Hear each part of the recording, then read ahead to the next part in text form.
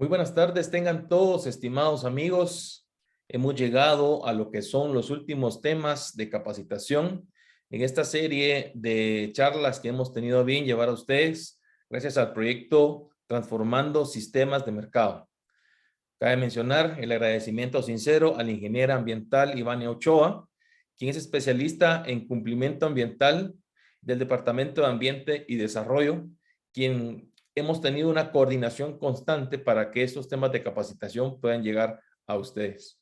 De parte de la Gremial de Proveedores de Insumos Agrícolas Gremiagro en Guatemala, agradecemos a todos la atención brindada para esta secuencia de temas, los cuales hemos ido ampliando, desarrollando y pues qué mejor explicándolos a todos ustedes.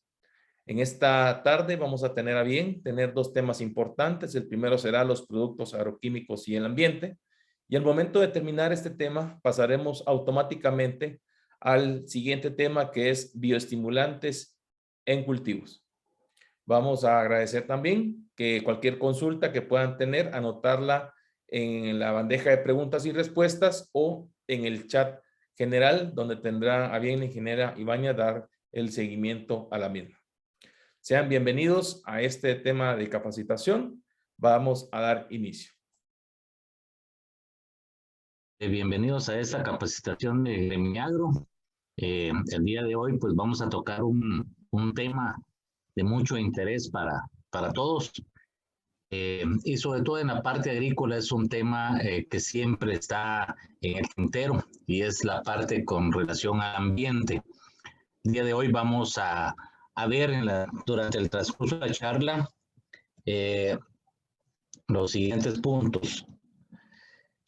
Uno, vamos a hablar un poco sobre el aumento de la población a nivel mundial y la necesidad que hay de que la producción de alimentos se aumente, sea lo más productiva posible para poder alimentar a toda la población mundial y en especial la población de Guatemala. Posterior vamos a tratar el tema principal, que es el ver cómo en el desarrollo de un producto agroquímico se hacen absolutamente todas las pruebas necesarias para determinar que los productos que luego se registran y se comercializan a nivel mundial no tienen características de ofrecer riesgos al medio ambiente si se usan de una forma correcta y adecuada. Y por último, vamos a hablar un poquito de tres programas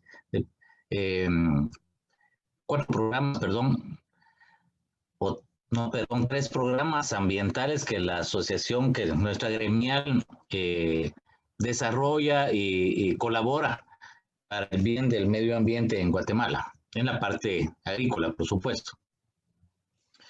Vamos a comenzar hablando un poco sobre lo que significa el aumento de la población a nivel mundial y la necesidad de la producción de alimentos.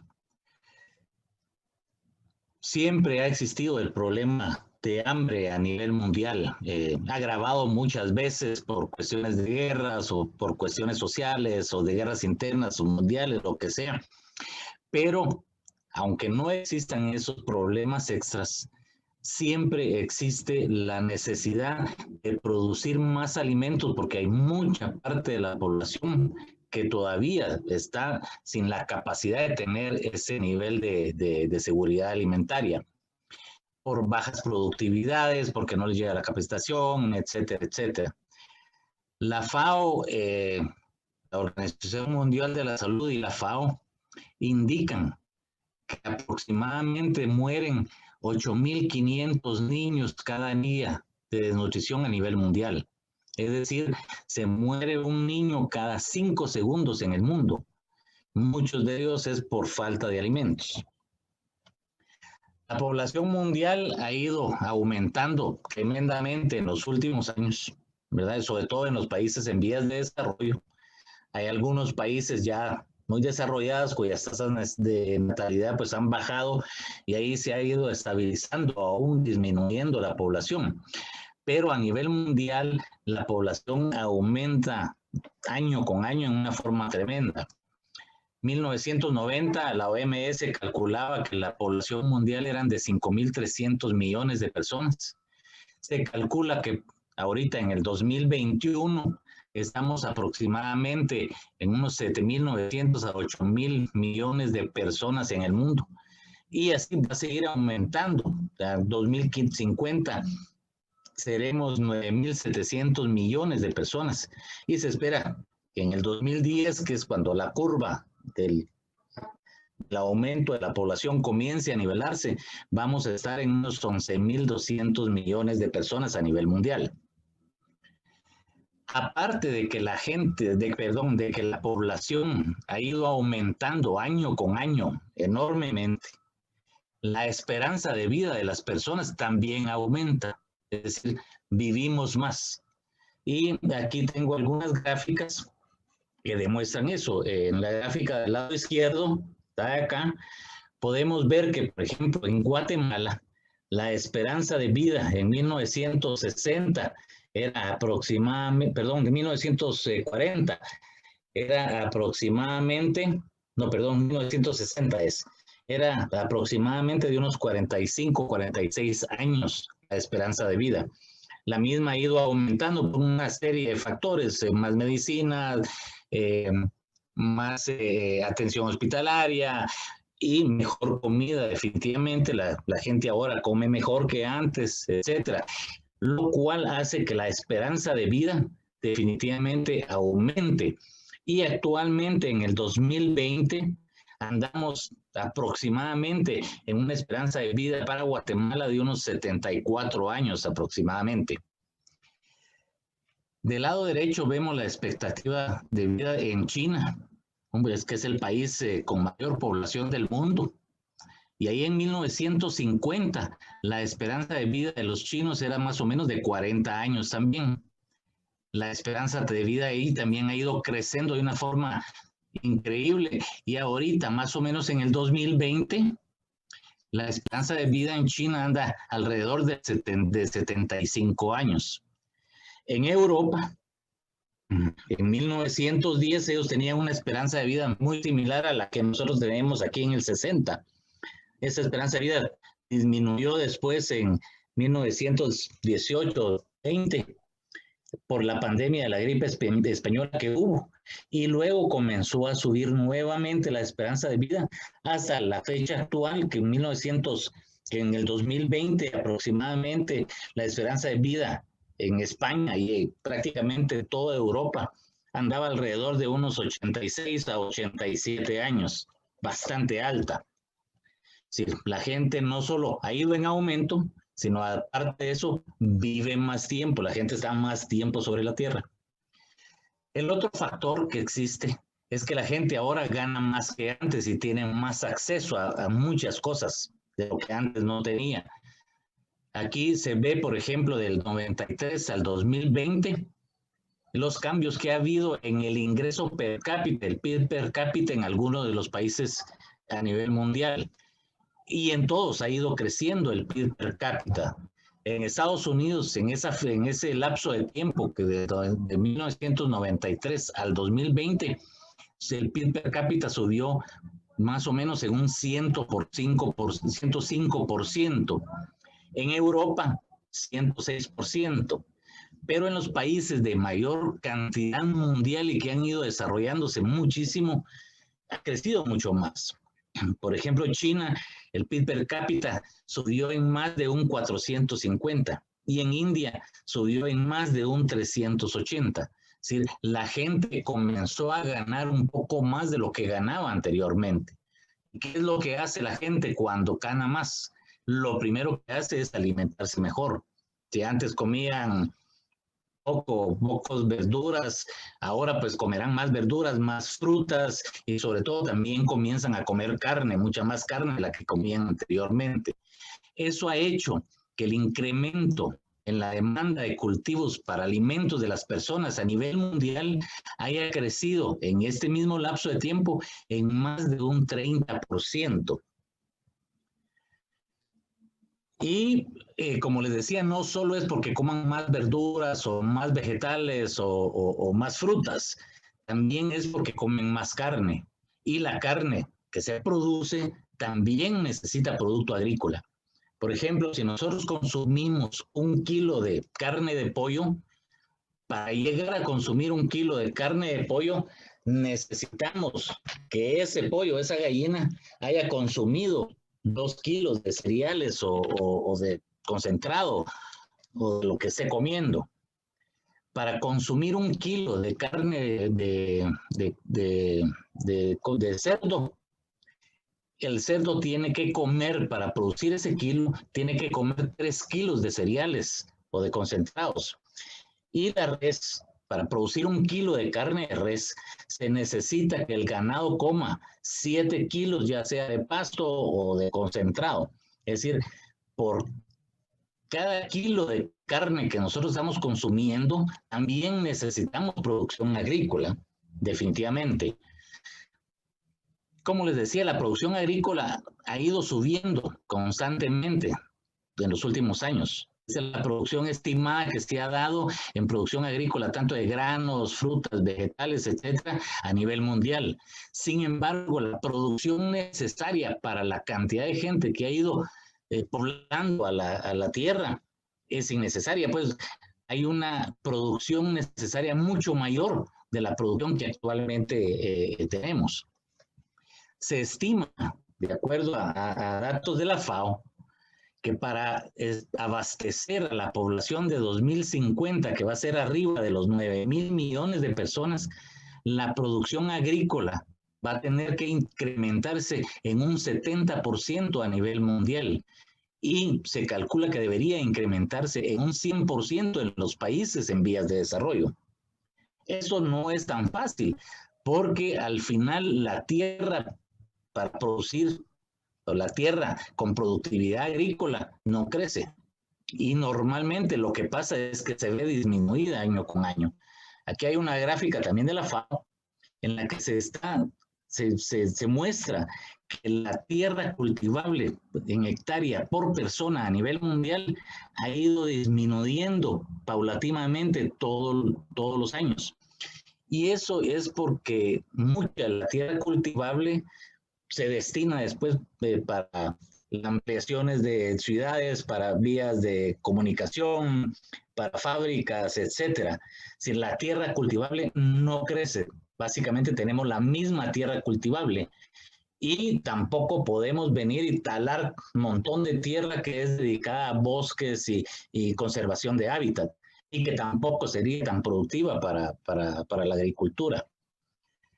Y el otro factor es que el alimento que obtiene el humano, más del 99.7%, viene de la tierra, viene de la producción agrícola. Ahora, ¿cómo hacemos para que esto se dé? Esta es una cita que el doctor Jacques Diouf dio en la Cumbre Mundial de Alimentación de Roma. Son datos que a mí me parecen muy interesantes. Y él comentaba que en 1850, 4 agricultores en una determinada cantidad de tierra podían producir alimento para ellos y sus familias, y además les sobraba un poco de alimento para alimentar a una persona más. Ya en 1900, un solo agricultor en la misma área de tierra se alimentaba él y su familia, y aparte le sobraba producción para alimentar a 4 personas. Y eso se debió porque ya en ese tiempo comenzaron a aparecer algunos productos que ayudaban en la productividad, control de hongos como el cardo bordelés, el azufre, algunos insecticidas a base de extractos de nicotina, de piretros, etcétera. Y eso hizo que la productividad por hectárea o por área comenzara a aumentar. Eso se siguió dando año con año. Y en la época del 70, esto se aumentó tremendamente. Y básicamente fue porque en esa época vino la revolución verde que se le llama. Hubo semillas mejoradas, sistemas de riego, una mejor nutrición para los cultivos, más cantidad de protectantes para plagas, enfermedades, malezas, lo cual hizo que definitivamente la productividad de la tierra aumentara muchísimo más por unidad de área. Actualmente se calcula que un solo agricultor en la misma área, estamos hablando de aquí en 1850, puede producir alimentos para él, su familia, y puede además llegar a tener producción suficiente para alimentar a más de 155 personas. Es decir, lo que se necesita definitivamente es aumentar la producción por unidad de área, utilizando todas las tecnologías que actualmente tenemos.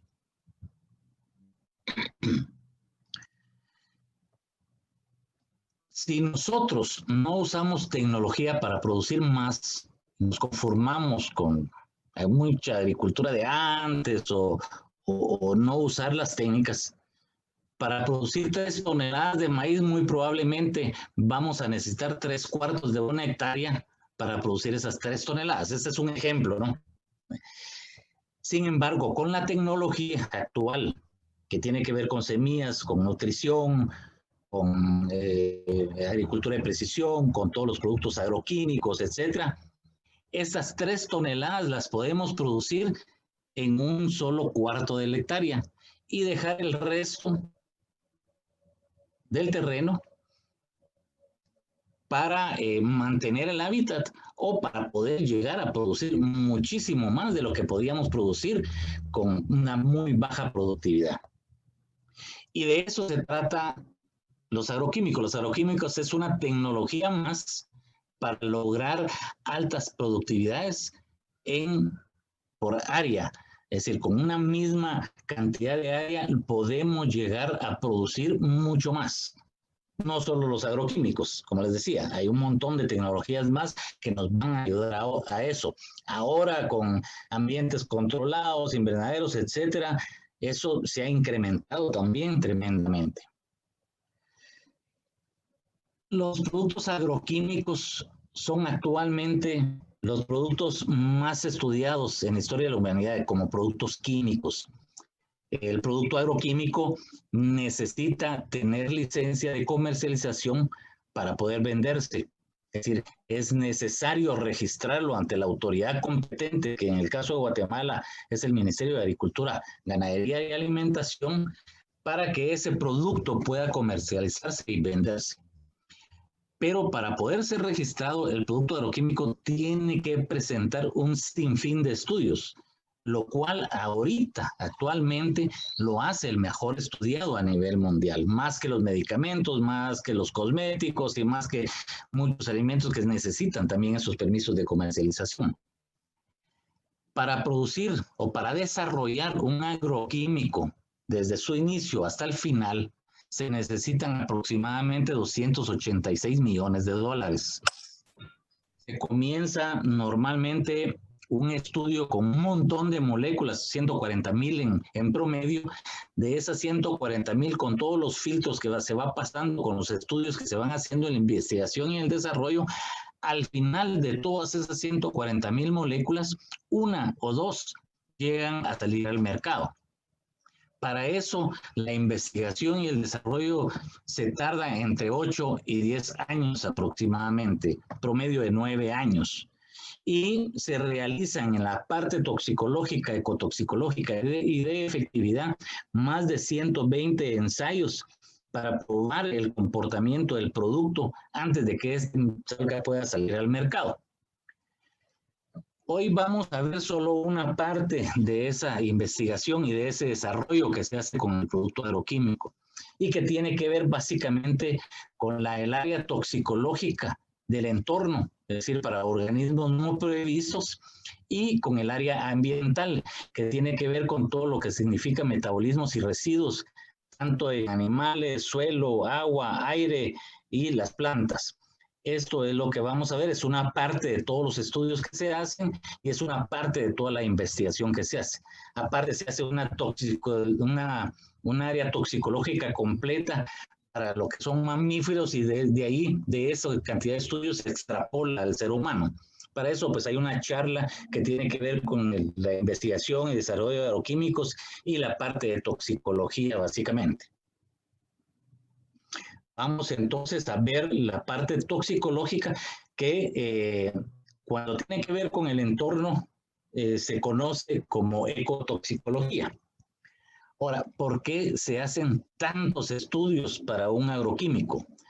Por ejemplo, un medicamento lleva muchos estudios también, pero hay que entender que el medicamento uno viene, se lo toma y afecta únicamente o puede llegar a afectar únicamente a la persona que se tomó ese medicamento y se estudia solamente en el organismo del humano. El agroquímico no es así, porque el agroquímico idealmente debería ir dirigido única y exclusivamente a lo que se va a tratar, ya sea una plaga, alguna enfermedad o alguna maleza. Pero para que eso llegue, el agroquímico lo que se hace es esparcirlo o fumigarlo en un campo abierto, normalmente, ¿sí? o en un invernadero muchas veces, pero generalmente son en campos abiertos donde se hacen las aspersiones de los agroquímicos. Y cuando se asperja ahí, el agroquímico puede llegar a un montón de compartimientos extras que no solo son el objetivo o la plaga objetivo. El agroquímico al esparcirlo, pues tiene que llegar al cultivo, tiene que llegar a la plaga que se trata, ¿verdad? No al fruto que se va a cosechar después, pero muchas veces por deriva, por volatilización, este agroquímico puede irse al aire. En el aire por condensación puede precipitarse, caer al suelo o caer a mantos freáticos. También puede, cuando uno esparce por deriva, llegar al suelo, por ejemplo, o si llega a la planta y de la planta gotea, también cae al suelo ese agroquímico. Y del suelo, ya sea por deriva, por lixiviación, puede llegar mantos freáticos a lagos, ríos, etcétera, afectando a toda la flora y fauna que está ahí, o pudiendo llegar a afectarlas, ¿verdad?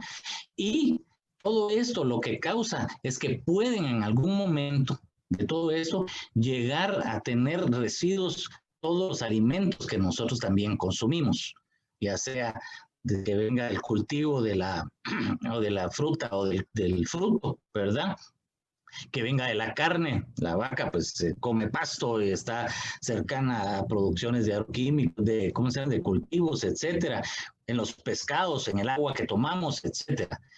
Y todos los estudios que se hacen con el fin de que se compruebe completamente de que el agroquímico, si se utiliza correctamente, en la dosis correcta, en las aplicaciones correctas, etcétera, etcétera, no va a causar ningún daño a ninguno de todos los organismos que se encuentran en todos estos compartimientos, no va a tener problemas con el aire, con el agua y sobre todo, al final, no debe causar ningún riesgo a las personas que vamos a consumir todos los productos que vienen de una producción agrícola. Por eso es que se hacen tantos estudios. Vamos a ver entonces parte de los estudios ecotoxicológicos que se realizan para un agroquímico, en la investigación de un agroquímico. Los estudios ecotoxicológicos, como les comentaba, básicamente lo que tratan es de demostrar que no van a existir riesgos en organismos no objetivos, ¿ya? O sea, organismos que se pueden estar en el campo y en cualquier lado y que definitivamente contra ellos no debería ir los agroquímicos, pero que en algún momento pueden llegar, pueden llegar a ser afectados. El primer grupo de organismos que se estudia son las aves. Básicamente se estudian en dos especies de aves, 2 tipos de codornices y un pato. ¿Por qué se escogen estas especies? Estas especies son validadas a nivel mundial, están en las normativas que se utilizan a nivel mundial para hacer este tipo de estudios. No se puede escoger cualquier tipo de especie, tiene que ser las especies que están completamente estudiadas y validadas. En este caso de las aves son estas especies. Y generalmente en estos estudios se escogen las especies que son más susceptibles de esa, por ejemplo, de las aves. Entonces, esas especies son las más susceptibles y sobre ellos se hacen todos los estudios a nivel del laboratorio. Básicamente, en las aves se evalúan varias cosas. se evalúa en primer lugar la toxicidad intrínseca para estos organismos, que sería la toxicidad oral aguda. No sé, la toxicidad oral aguda siempre la simbología es de L50, que es la toxicidad oral, y el 50 significa que mata al 50% de los objetivos que estuvieron en estudio. Se da siempre en miligramos por kilogramo de la especie o de peso corporal de la especie tratada. Y esto, la toxicidad oral aguda, es lo que indica la peligrosidad en sí del agroquímico. Todos los productos químicos tienen toxicidades agudas y los agroquímicos definitivamente también las tienen, y la toxicidad aguda también varía de especie a especie. Entonces se evalúa la toxicidad oral aguda para aves, que es la base para hacer el resto de los estudios que se hacen de toxicología. Luego se hacen toxicologías de corto plazo a 5 días y se hacen toxicologías dietarias a largo plazo. Esto lo que significa es que a estas aves se les da de comer todos los días una dosis del agroquímico dentro de su dieta, y después de una vida de 22 semanas o hasta el final de la vida de las aves, se determina qué dosis no les hizo ningún daño. A eso se le llama dosis de no efecto. Eso se determina y eso tiene que estar congruente precisamente con las dosis que al final en campo se van a usar. Son dosis al final que al usarlas estamos en la seguridad que aunque las aves coman de la fruta, de las hojas o de las semillas que se ponen, nunca les va a hacer ningún daño aunque lo estén comiendo todos los días. A eso se refiere. Y este es el estudio más importante al final. Generalmente eso se hace para todos los animales que se estudian para la toxicología. Y aparte también se hacen estudios de generaciones, generalmente de 2 generaciones, para ver que no hayan problemas de teratogénesis, problemas embrionarios, problemas de carcinogenidad a 2 o 3 generaciones, etcétera, ¿verdad? Es la parte de aves. Luego, los siguientes organismos que se evalúan son los peces. A los ríos, a los lagos no debería llegar, pero puede en algún momento, por escorrentía o por lo que sea, llegar un poco de agroquímico, de residuos ahí, y por lo tanto también se estudia en peces todo esto. Ahí se utilizan 3 especies de peces: la trucha arcoíris, pez dorado y carpa. Todo también se hace a nivel de laboratorio. Como siempre, se determina la toxicidad aguda para este tipo de peces. Aquí se da en CL50 porque es concentración letal, no es dosis, porque están en agua, entonces es la concentración que puede existir en el agua. Y luego también, a base de eso, ya se hacen todos los estudios de toxicidad crónica, mínimo de 28 días al ciclo de vida, donde a los peces también se les pone una dosis del ingrediente activo durante todo ese tiempo y se determina cuál es la dosis que no les hace daño durante todo su ciclo de vida. Y como les digo, todo eso después va como información a lo que uno ya determina para hacer las dosificaciones en campo y las aplicaciones y todo. Y lo otro que también se determina en peces, que es bien importante, la bioacumulación. Los agroquímicos actuales, todos los agroquímicos actuales llevan este estudio y se demuestra que no existe bioacumulación, por lo menos en 4 a 8 semanas, de los agroquímicos en el pez. El agroquímico se tiene que dar y no bioacumularse nunca en los peces. La siguiente son los invertebrados acuáticos. Ahí se estudian 2 especies: la pulga de agua, que es la Daphnia magna, y una especie de pulga de mosca, no masticadora. También se les evalúa primero la toxicidad aguda y luego la toxicidad crónica, ambos, ¿verdad? Para la Daphnia es de 21 días hasta 4 progenes, y para la mosca es de 28 días. En ambos se evalúa cuál es la dosis que no les hace ningún efecto si ellos estuvieran expuestos o comiendo el agroquímico durante toda su vida. La otra especie es la abeja. Los estudios se hacen en abejas melíferas y también se les estudia tanto la toxicidad oral y la toxicidad de contacto. Y también se hacen todos los ensayos de campo. Primero se hacen en el laboratorio y después ya se hacen ensayos de campo. Actualmente en las etiquetas de los agroquímicos ya viene un nuevo pictograma que trae una abeja con una rayita en medio, que significa que ese agroquímico en especial no debería de usarse cuando existe floración o existe problemas de que hayan muchas abejas en el entorno, porque pueden llegar a ofrecerle cierto nivel de riesgo. Los que no traen ese pictograma, pues significa que no tienen riesgo y se podrían usar aún en tiempo de floración. Pero todos los agroquímicos pasan por esta prueba también. Luego están artrópodos, que son básicamente insectos benéficos. Ahí se evalúan algunas especies: una avispa parasitoide, un ácaro predator y 2 habitantes, un habitante del follaje y un habitante del suelo. Ahí siempre están los nombres científicos. Yo siempre indico que yo soy licenciado en química, no soy ingeniero agrónomo, entonces no pronuncio los nombres científicos porque normalmente no los puedo pronunciar bien, pero me imagino que todos ustedes sí los deben de conocer. Esas son las especies que se utilizan en este tipo de estudios, y también se les hacen estudios de toxicidad en laboratorio, saber qué dosis es la que puede llegar a tener mucha toxicidad para todos ellos y cuáles no. Y luego se hacen estudios bajo condiciones simuladas de campo o en el campo propiamente dicho, ¿verdad? Todas las casas de investigación pues tienen una especie de invernaderos donde se hacen todos los estudios de eficacia y todo con ambientes muy controlados, y donde también se hacen este tipo de exposición simulando campo. Luego el otro organismo que se analiza son las lombrices de tierra.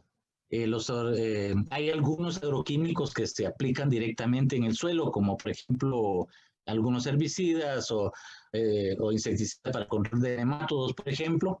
Y sin embargo, el resto de los plaguicidas que se utilizan ya como fumigación dentro del cultivo, en algún momento puede llegar parte de esta fumigación por deriva o porque ¿cómo se llama? De las hojas y todo gotea, por decir algo, al suelo. Entonces se estudia también todo lo que puede pasar en el suelo. La especie que se utiliza para el estudio de lombrices es la lombriz del compost.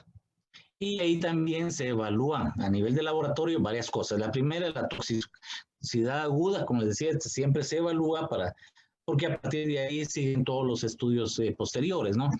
Y luego se hacen todos los estudios subletales, básicamente letalidad de las lombrices, cómo se comportan en crecimiento, cómo se comportan en reproducción.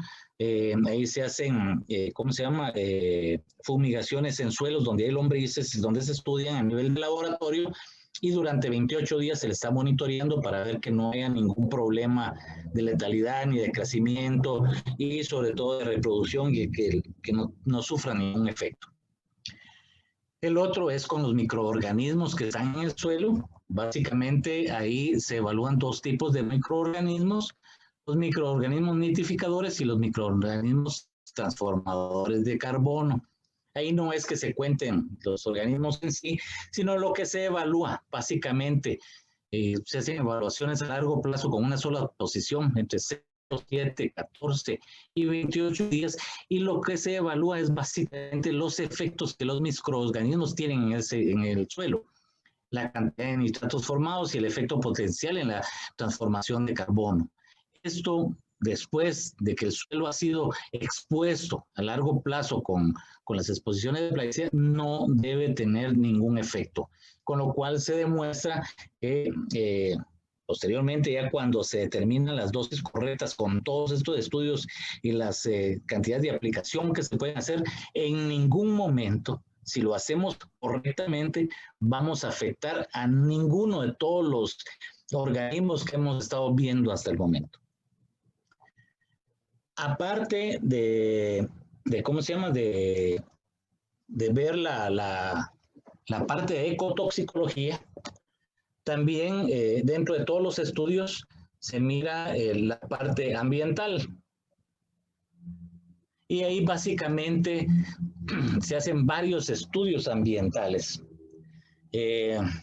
Uno es la degradación, la movilidad, la disipación y la acumulación de los plaguicidas. La degradación tiene que ver en cómo un producto se destruye, por decirlo así, se degrada. De ser el propio agroquímico, se tiene que saber cómo se va descomponiendo, quién lo descompone y hasta dónde se descompone, qué metabolitos forma, y que después de su degradación pues ya no tiene ningún efecto la toxicidad inicial del producto. Las degradaciones, vamos a ver, se ven en varios aspectos. La movilidad tiene que ver cómo el producto, después de ser aplicado, puede trasladarse de un compartimento a otro. Se volatiliza, puede movilizarse por el aire, puede caer al suelo, cómo se moviliza en el suelo, cae al agua, cómo se moviliza en el agua. La disipación es el tiempo que tarda un producto en degradarse, que está muy íntegramente ligado a lo que es degradación. La degradación es la descomposición, saber toda la ruta de descomposición. Y la disipación es en cuánto tiempo sucede esa degradación. Y la acumulación, pues como su nombre lo indica, es el hecho de saber si un producto agroquímico se puede concentrar en alguna parte del organismo de algún organismo, o en el suelo o en el agua, en los sedimentos del agua, por ejemplo, y ver que se acumula o no se acumula. Esos son básicamente los estudios en la parte ambiental que se hacen. Y como les decía, se hacen prácticamente lo que son las plantas, en lo que es el aire, en lo que es el suelo y en lo que es el agua. La degradación, hay estudios de degradación en suelo, todos los estudios de degradación y todos estos estudios se hacen con ¿cómo se llama? Productos marcados con radioisótopos, con C14, para poderle seguir la huella en todo la movilidad y en toda la degradación que tienen los productos agroquímicos en cualquiera de los compartimentos que se ven. Uno de los compartimentos que se analizan, por supuesto, es el suelo, y ahí se hacen todos los estudios de degradación. Todo esto se hace en laboratorios, se utilizan 4 tipos de suelo que representan los suelos a nivel mundial. Los estudios se hacen por 120 días y se hacen de forma aeróbica y de forma anaeróbica. Anaeróbica, hay mucho suelo que con mucha lluvia pues se puede anegar, o hay cultivos también que utilizan tierras anegadas como el arroz. Entonces se tiene que hacer en los 2 tipos de degradaciones, tanto aeróbica como anaeróbica. Y se hacen estudios de fotólisis, porque quiera que no, la luz solar también tiene que ver con la degradación de los productos. En el suelo, pues el insecticida se degrada de muchas formas, tanto de forma biótica como de forma abiótica.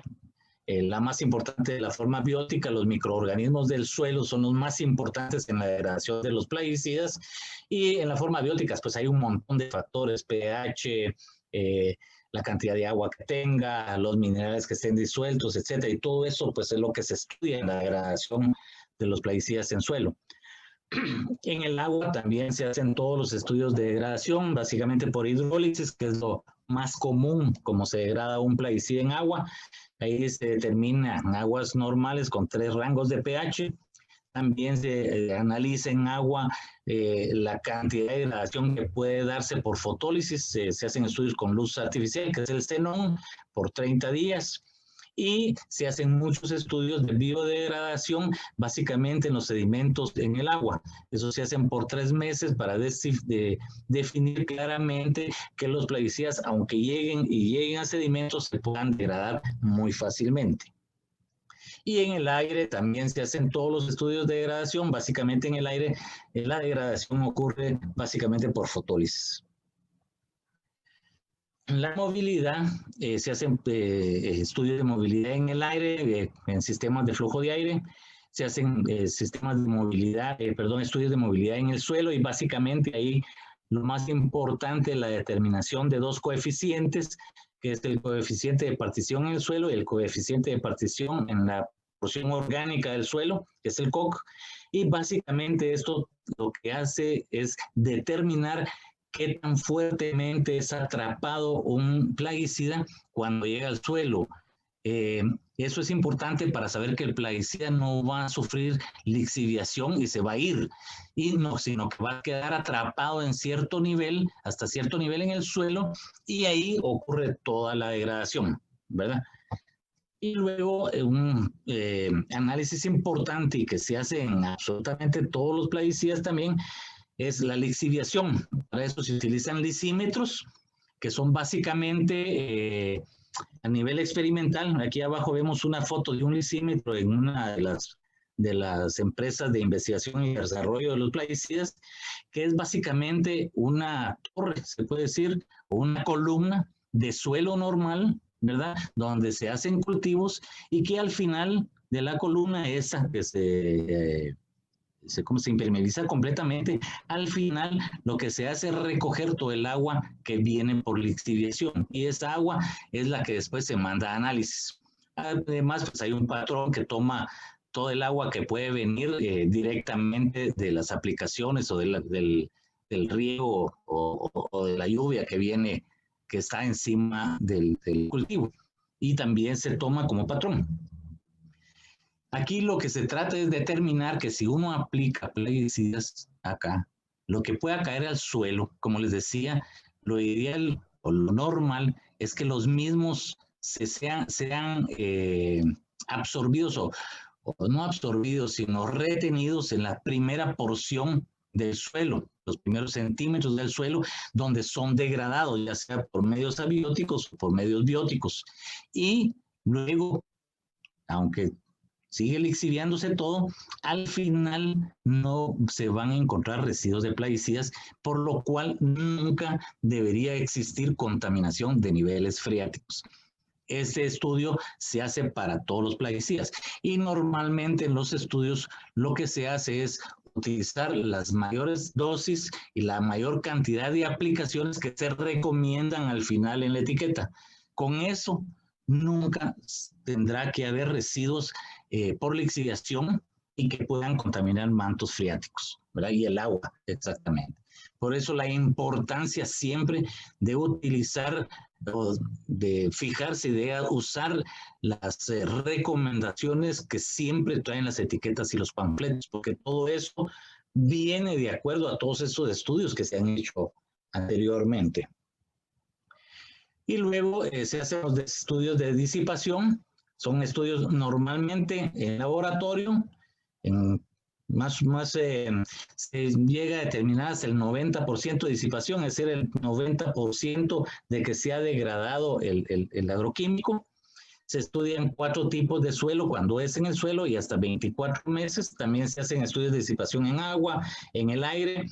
Y en los cultivos se hacen los estudios de disipación para, por ejemplo, para tomar los periodos de carencia o el LMR, donde después de asperjar el cultivo y que no más terminar de asperjar, se encuentra el ingrediente activo completo, ahí mismo comienza a degradarse hasta llegar a niveles no detectables o más del 90% de degradación. Generalmente, cuando llega a más del 50%, al 50% de la degradación, es donde se toman los LMR, porque después de ahí todavía sigue degradándose durante un tiempo, que significaría el transporte, el almacenaje, etcétera, etcétera. Entonces, aquí se toman los LMR, los límites máximos de residuos, y también ahí es donde se toma el periodo de carencia. Periodo de carencia es aquel que yo fumigué en el día 0 y después de, dependiendo del producto, después de 5 días o 20 días, puedo llegar a cosechar. A eso se llama el periodo de carencia, que se demuestra en campo después de que hemos llegado a una DT 50. O sea, una vida media en la que se destruye más del 50% del plaguicida. Eso se da en días, puede ser desde un día hasta 24 días o 30 días, dependiendo del plaguicida. Y luego también se hacen estudios de acumulación, como les decía, ambientalmente, donde se determina es en el suelo o en los sedimentos que están en los ríos o en los lagos. Y esos son estudios a largo plazo, al menos son 5 años, para demostrar que nunca va a haber acumulación de los plaguicidas tanto en los suelos como en los sedimentos. Hay algunos lados donde se pueden encontrar todos estos datos. Mucha gente me pregunta por eso y yo por eso les voy a compartir ahorita un link. Es de una universidad inglesa, la Universidad de Hertfordshire, que es la que está acá. Espero que que les manden ahorita por el medio del chat el link y les voy a mostrar la base de datos para que se den cuenta de dónde están todos estos estudios y de que sí existen. Permítanme, solo voy a dejar aquí para... Vamos a ver. Solo voy a abrir, permítanme un momentito, solo voy a abrir la página.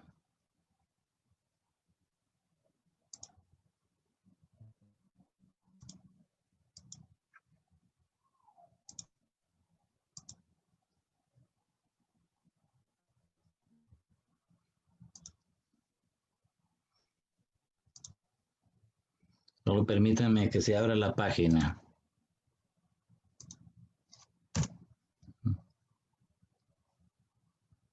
Ok, la voy a compartir ahora.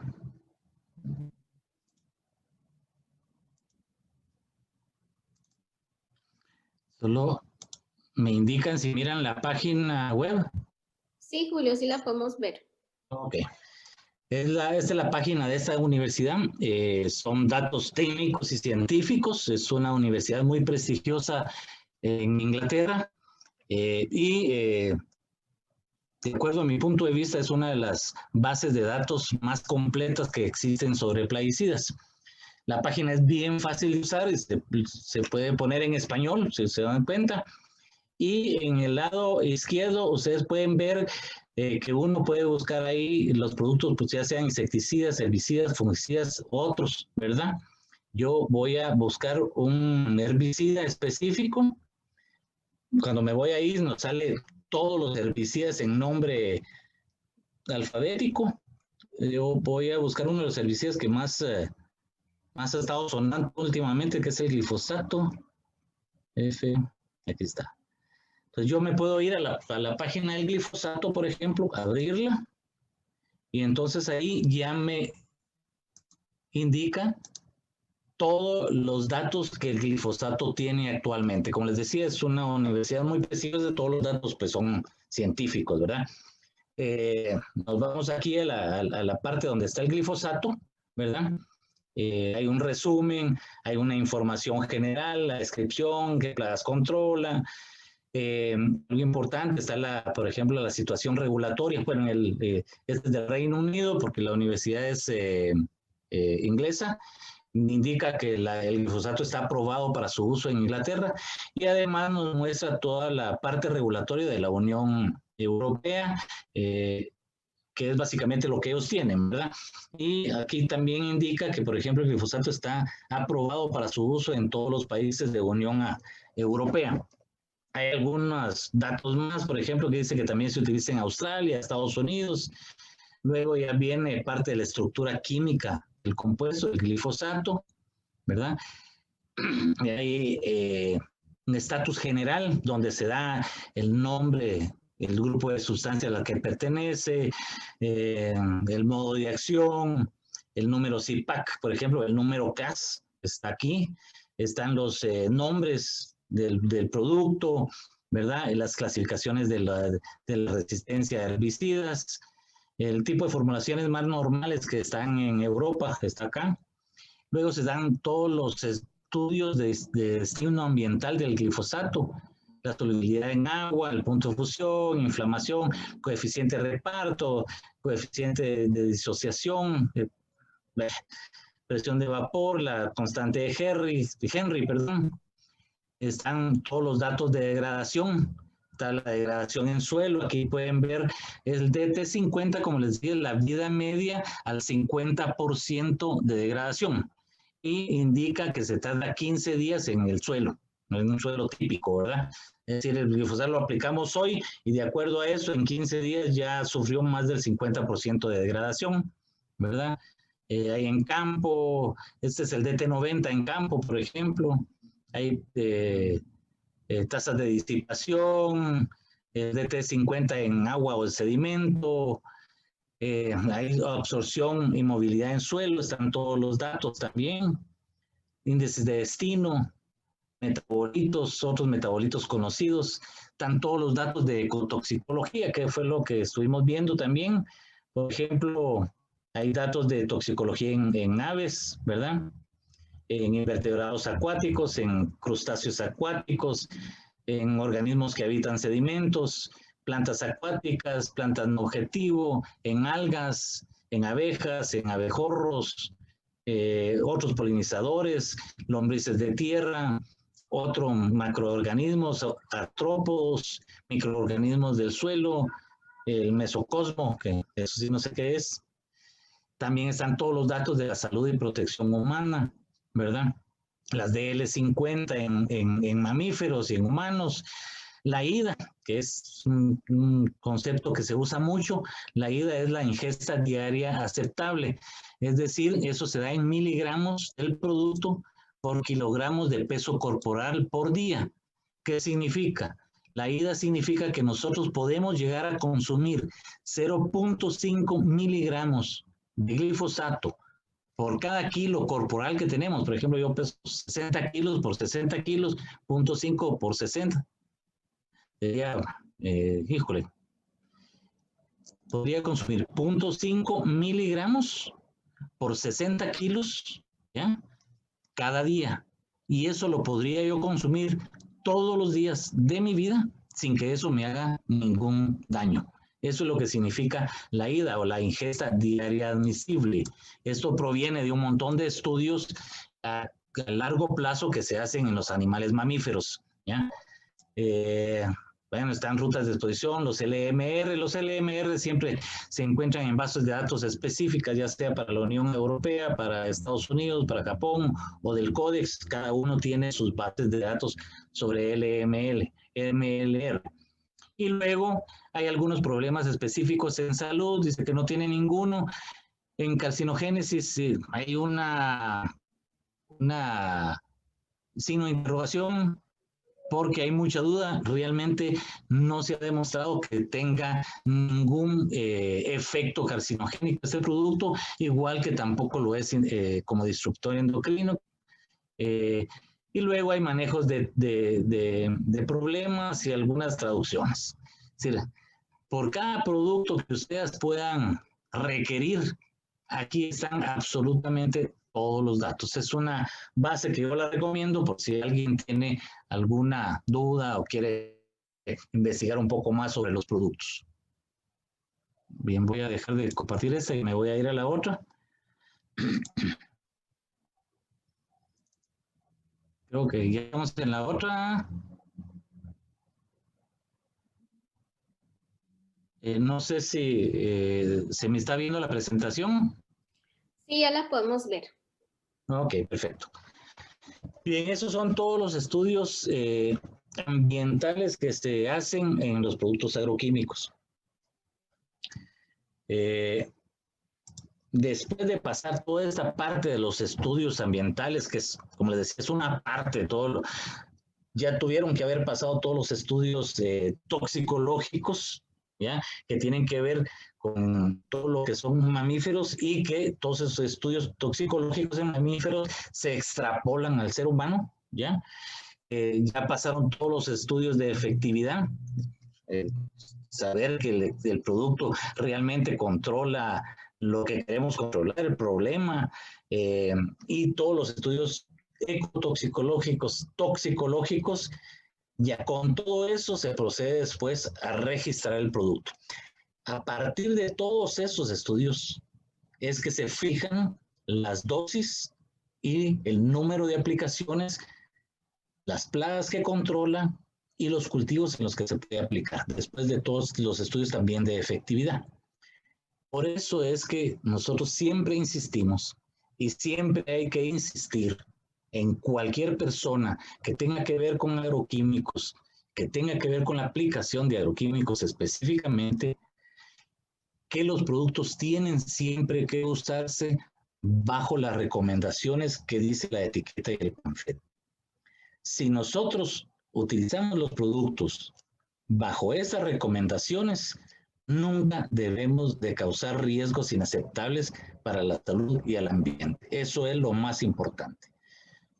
El producto agroquímico, como cualquier otro producto químico y como cualquier otra tecnología, si los usamos más, vamos a producir riesgos definitivamente. Entonces, lo más importante es que tenemos que conocer la etiqueta, tenemos que conocer el panfleto, los tenemos que leer y utilizar los productos de acuerdo a las recomendaciones que ahí se dan. Si no lo hacemos así, hacemos mal uso y entonces sí podemos causar daño.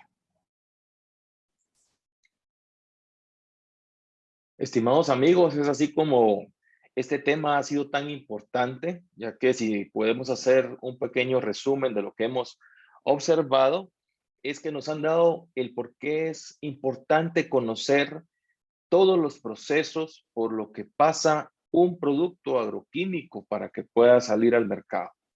Pudimos observar a un inicio cuando hablaban de obtener, como antes, se necesitaba de mayor espacio para poder producir. Hoy en día, gracias a la tecnología, necesitamos un espacio para poder producir el doble de lo que en aquel tiempo se podía hacer. También pudimos darnos cuenta cómo hacen toda una serie de estudios toxicológicos, ecotoxicológicos, con el único objetivo de conocer las dosis letales agudas en las que pues, los productos agroquímicos van a entrar según la banda toxicológica que los va a identificar. Y si regresamos al tema que vimos sobre las bandas toxicológicas, no es más que darnos cuenta del grado de peligrosidad que los agricultores o toda persona que esté en contacto con productos agroquímicos se está teniendo al momento de no tener su equipo de protección personal, y de esta forma la banda toxicológica nos dice el grado de peligrosidad para los humanos.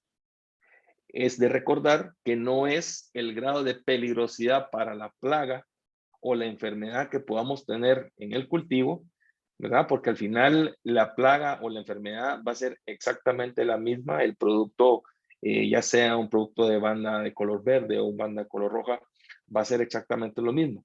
Al final, todos estos estudios que han tenido bien ustedes poder observar que se desarrollan en laboratorio, se desarrollan en campo, son con el fin de que cumplir muchos requisitos sobre salud, requisitos sobre ambiente y sobre todo cumplir con las tecnologías de punta que hoy en día lo que es el gremio agrícola está desarrollando para que podamos tener mejores cultivos, para que justamente nuestros sistemas de mercado se puedan ampliar, para que podamos obtener productos de buena calidad y que podamos entender el significado e importancia que tiene el conocer cómo o los datos que nos van a dar lo que son las etiquetas y los panfletos de los productos agroquímicos.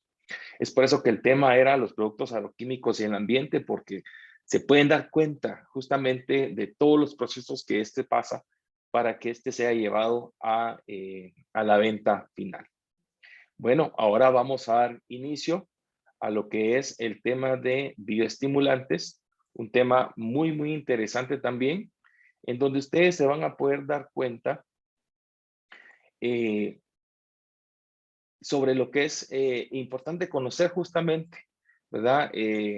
Algunas técnicas y justamente lo que la ciencia en el ámbito agrícola está desarrollando para obtener mejores cultivos. En esta oportunidad, pues vamos a tener a un conferencista. Él es Jorge Navarrete, él es chileno, ingeniero agrónomo, con un postítulo en gestión de calidad de la Pontificia Universidad Católica de Valparaíso, en Chile. Cuenta con 15 años de experiencia como delegado técnico y comercial en empresas multinacionales de nutrición vegetal. En una de nuestras empresas socias actualmente es el Product Manager corporativo de bioestimulantes, y Jorge es el responsable de dirigir actividades del departamento de marketing de las líneas estratégicas de bioestimulantes en Guatemala, El Salvador, Honduras, Nicaragua, Costa Rica, Panamá y Colombia. Jorge también es encargado de buscar, de seleccionar, de introducir y de desarrollar nuevos productos bioestimulantes en los países donde opera nuestra empresa socia. Así también es el encargado de entregar todas las directrices técnicas y todas las directrices comerciales a los productos al equipo de Product Managers de las unidades operativas en los países que acabamos de mencionar. Así es que nuevamente, cualquier consulta o duda que puedan tener del tema que vamos a tocar a continuación, lo podemos poner en la bandeja de preguntas y respuestas o en el chat general donde les vamos a dar seguimiento. Vamos a iniciar. Bueno, muchas gracias por la presentación. Mi nombre es Jorge Navarrete, soy ingeniero agrónomo chileno. Trabajo en Disagro desde hace 2 años y un poquito más, como Product Manager corporativo de bioestimulantes. Esta es una línea bastante nueva en la compañía y hoy voy a compartir conceptos específicamente de 2 productos y los conceptos y generalidades de los fertilizantes foliares y bioestimulantes. Existen muchas expectativas, ¿cierto?, para cualquier cultivo, ¿ya? Lo que nosotros siempre quisiéramos tener es un cultivo como el que aparece en la fotografía, ¿cierto?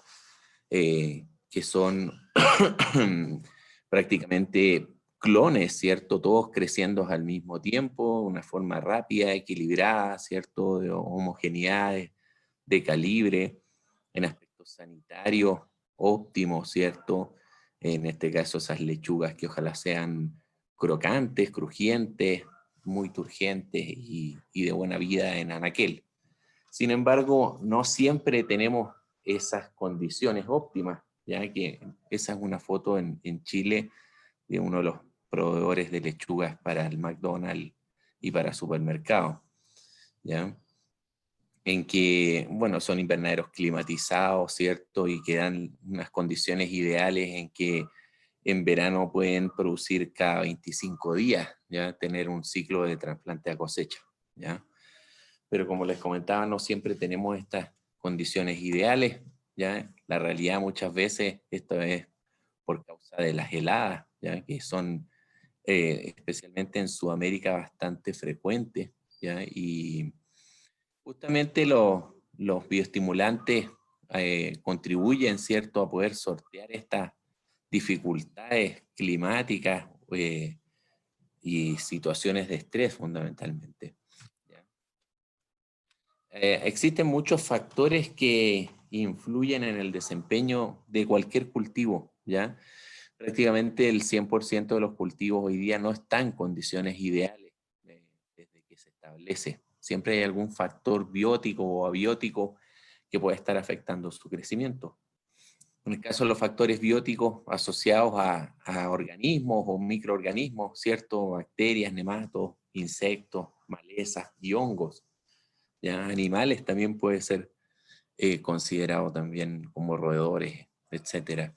Y en el caso de factores abióticos, viento, temperaturas que pueden ser bajas como la de la fotografía anterior, o pueden ser temperaturas muy altas, ¿ya? Problemas de salinidad en el suelo, problemas de metales pesados, problemas de humedad, ya sea exceso de humedad en el suelo o muy baja humedad, tanto en el suelo como en el ambiente, también son factores que contribuyen, ¿cierto?, para que el desempeño no sea el ideal. Nosotros tenemos que pensar que un cultivo necesita muchos factores para poder ser altamente productivo, ¿ya? De hecho, la naturaleza de las especies no las hace, ¿cierto?, ser altamente productivas de por sí, ¿ya? Sino que es el ser humano el que desea que sea altamente productivo, ¿ya? Por lo tanto, son una serie de condiciones que van más allá de su ambiente natural, ¿ya? Las que necesitamos poder dar, entre ellas la fertilización, ¿cierto?, para poder producir en alto rendimiento. Dentro de todos los factores que inciden en el desempeño de un cultivo, el más difícil de manejar es el clima, ¿ya? Todos los otros factores son bastante más fáciles de manejar, ¿cierto? Hay algunas técnicas o estrategias que podemos incorporar para hacer este cultivo más rentable. Ahora hay que tomar en cuenta que el 97% de lo que produce una planta es producto de la fotosíntesis. Solamente si tomamos en cuenta la materia seca, ¿cierto?, de una planta completa, solo el 3% de esa materia seca son minerales, ¿ya? El otro 97% corresponde a fotoasimilados, ¿ya? Son productos que se generan en la fotosíntesis, ¿cierto?, y que se acumulan en órganos de reserva, ¿cierto?, o en sumideros, ¿ya?, como en el caso de los frutos, ¿ya? Por lo tanto, si bien los nutrientes que nosotros tenemos que aplicar o tienen que estar disponibles en el suelo, que son esenciales para para que la planta pueda desarrollarse y cumplir su ciclo, lo más importante para hacer una planta de alto rendimiento es que pueda fotosintetizar bien, ¿ya? Pueden existir las condiciones para que esa fotosíntesis sea correcta, ¿cierto? Que la planta esté con los estomas abiertos, captando CO2, ¿cierto? Y transformándolo en moléculas asimiladas.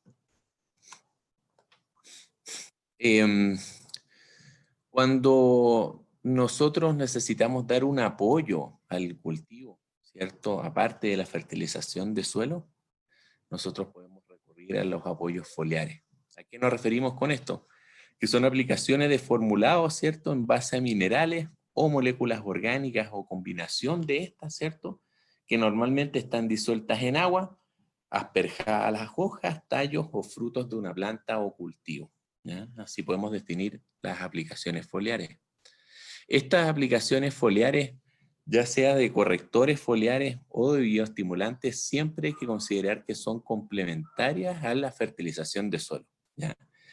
Hasta el momento no existe ningún producto foliar que pueda suplir la fertilización del suelo, ¿ya? Por lo tanto, esa situación tenemos que tomarla muy en cuenta porque ninguna unidad de nutriente necesaria, ¿cierto?, por la planta que para ser absorbida desde el suelo va a poder ser reemplazada con las aplicaciones foliares, ¿ya?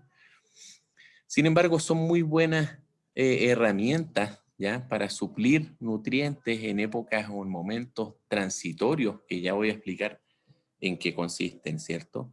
Y también es un muy buen apoyo cuando tenemos situaciones climáticas, ¿cierto?, condiciones ambientales en que la planta no se puede desarrollar como quisiéramos, ¿ya? Y pasan a ser una muy buena herramienta, ¿ya? Es muy importante diferenciar entre fertilizantes foliares o correctores foliares de los bioestimulantes. En el caso de los correctores foliares o fertilizantes foliares, su naturaleza, ¿cierto?, su formulación está basada en el contenido principalmente de nutrientes, ya sea de NPK o de microelementos, ¿ya? Y que son estos nutrientes esenciales para formar estructuras celulares, formar proteínas, formar la clorofila, ¿cierto? Pero fundamentalmente estructural, ¿ya?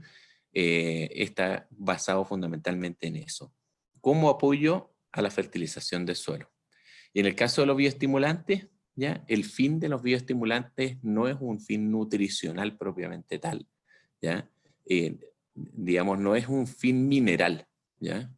Sí es un apoyo nutricional modulador del crecimiento, y dentro de este grupo son muchos los tipos de productos que voy a ir un poco más adelante a comentar. La absorción foliar ya está supeditada a una serie de factores, ¿ya? No porque yo aplique un fertilizante foliar voy a quedarme tranquilo de que este fertilizante ingrese a las hojas y cumpla su función, ¿ya? Existen muchas barreras, ¿cierto? Y detalles importantes que hay que sortear para que el producto sea efectivo en el cultivo y sea una inversión que genere una retribución por parte del mismo. Estos factores como está explicado en esta figura, ¿cierto? Como es la carga eléctrica de los nutrientes, la carga iónica, el tamaño, si el producto o el nutriente está complejado o si es una sal, ¿cierto? La delicuescencia, que es una propiedad que se refiere a cuánto tiempo está el producto sobre la superficie de la hoja, ¿ya? Son algunas características que van a definir, ¿cierto?, la absorción y posterior eficacia de ese tratamiento. A su vez, dentro de los fertilizantes foliares, de los correctores, hay muchos tipos de productos, ¿ya? Partiendo por sales, ¿cierto?, sulfatos, ¿ya?, que serían los productos más básicos, ¿ya? Y productos que están quelatados, ¿ya?, o complejados, ¿ya? El quelatado en el caso del EDTA, y complejados, ahí hay una serie de formulaciones. Las más comunes de encontrar son los lignosulfonatos, que son ácidos carboxílicos de cadenas largas, ¿cierto? ¿Ya? Sin embargo, las nuevas tecnologías, nuevas llamo de los últimos 10 años, ¿ya?, están asociados a carbohidratos, ¿cierto? Complejos con carbohidratos, complejos con azúcares alcoholizados o polioles, ¿ya? Complejos con ácidos carboxílicos de cadenas cortas y también complejos con aminoácidos, ¿ya? Todos estos complejos hacen que el nutriente entre mucho más rápido, la planta lo reconozca como si ella misma hubiese tomado ese nutriente desde el suelo y lo hubiese movilizado hacia los puntos de crecimiento. Esa es la gran ventaja de utilizar un corrector foliar complejado respecto a utilizar una sal, ¿ya? Cuando uno aplica un sulfato de zinc, por ejemplo, parte de ese producto va a quedar en la superficie de la hoja, otra parte la planta lo va a absorber, pero va a tener que gastar energía en complejarlo, ¿ya? Antes de poder moverlo hacia los puntos de crecimiento, que es en ese caso un sumidero, ¿cierto?, de ese nutriente que está necesitándolo, ¿ya? Este complejamiento, ¿cierto?, involucra una pérdida de tiempo y de energía, ¿ya?, respecto a utilizar un fertilizante complejado. También existe una gran diferencia en términos de tiempos de absorción, ¿ya? Este es un adaptado de un libro, ¿cierto?, una publicación en que muestra distintos tipos de formulaciones de correctores foliares.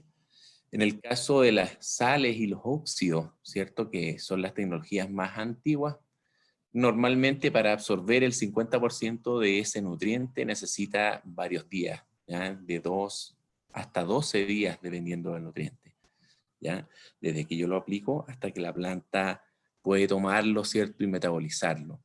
En la medida que nosotros utilizamos complejos, ¿cierto?, en primer lugar como los quelatos EDTA o los lignosulfonatos, ese tiempo se empieza a reducir, haciendo más eficiente ese tratamiento, ¿cierto?, para que la planta lo pueda aprovechar. Y en el caso ya de productos complejados con aminoácidos, ácidos carboxílicos y carbohidratos, son horas, ¿ya? Esto es súper importante porque en zonas lluviosas, ¿ya?, si yo aplico una sal y llueve antes de que transcurra este tiempo, ¿cierto?, que se necesita para que la planta lo absorba y lo pueda metabolizar, el producto se puede perder, ¿ya? Entonces, si estamos en una condición en que nosotros podemos recibir una lluvia inesperada posterior a la aplicación, es mucho más conveniente utilizar productos que tengan sus nutrientes complejados, ¿ya?, respecto a una sal. Respecto a los momentos de aplicación, como un comentario, en los años 80, ¿ya?, y principios de los 90, los ingenieros agrónomos eran verdaderos expertos, ¿ya?, en detectar en una finca los síntomas de deficiencia, ¿ya? De hecho, parte de los cursos de nutrición vegetal se evaluaba, ¿cierto?, el reconocimiento de las deficiencias nutricionales, ¿ya? Y todos los agrónomos eran expertos en eso. Uno veía una planta con un tipo de clorosis, decía, mira, esta si es en una hoja vieja es nitrógeno, ¿cierto?, si es una hoja nueva es hierro, etcétera, dependiendo de la movilidad que tenía el nutriente dentro de la planta. Sin embargo, cuando existe una deficiencia nutricional visible, yo ya tuve una pérdida irremediable de rendimiento, ¿ya? Esto está documentado, ¿ya?, digamos, en muchos cultivos y en Arabidopsis thaliana, que es una de las plantas más estudiadas como base de investigación, ¿cierto? Es que cuando existe una deficiencia visible, ¿ya? Yo ya tengo una pérdida de rendimiento que no la voy a poder recuperar, incluso si hago una aplicación foliar o al suelo como corrección, ¿ya? ¿Cuál es la tendencia de los últimos 10 años, ya? Es corregir las deficiencias nutricionales transitorias, ¿ya? ¿Cuáles son estas? Son aquellos momentos o estados fenológicos o fisiológicos en que la planta no es capaz de absorber o movilizar la cantidad de nutrientes que se necesita, ¿ya? Ejemplos de estos pueden ser boro, zinc en floración, el potasio en el caso del llenado de frutos, ¿ya? Me tocó ver hace algunos años atrás en Chile, en el norte de Chile, una plantación de uva de mesa, que era una uva con semillas, Red Globe, y estaba en un suelo con una alta carga de boro, ¿ya? Contaminado con un exceso de boro en una zona minera, ¿ya? Y resulta que existía un problema de cuaja, ¿ya? Luego de varios análisis y de expertos fisiólogos que se llevaron, porque era un campo bastante difícil de llevar, la recomendación de este fisiólogo fue aplicar boro al follaje, ¿ya? Lo primero que pensó el agricultor era si el tipo estaba loco, ¿ya? Porque decía, mira, hay síntomas visibles de toxicidad por boro en el follaje. Sin embargo, había problemas de cuaja. ¿Qué es lo que ocurría? Que esa variedad en esa zona tenía problemas de cuaja porque la planta, si bien mostraba síntomas de toxicidad por boro, no era capaz de mover todo el boro que se necesitaba para la floración, necesario para la formación del tubo polínico, ¿cierto? Y una buena cuaja. Y la recomendación fue aplicar un boro complejado, ¿ya? En esa ocasión era un boro complejado con polioles y mejoró la cuaja, ¿ya? Por lo tanto, existen deficiencias transitorias muy marcadas, ¿ya? Y que son aquellos que especialmente deben ser corregidos al follaje, ¿ya? A nivel hortícola, ¿cierto? Hortalizas de fruto, ¿ya? Hoy es muy común las aplicaciones de potasio, ¿ya? Sobre todo potasios en complejos, ¿ya?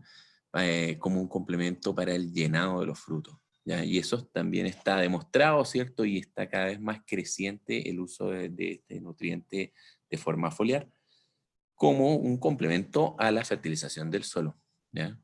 Es lo que les comentaba hace un momento. Bueno, ahora respecto a los bioestimulantes, recién el año 2018 ya existe una definición oficial de los bioestimulantes, ya que está asociada a los efectos más que a la formulación propiamente tal, ¿ya?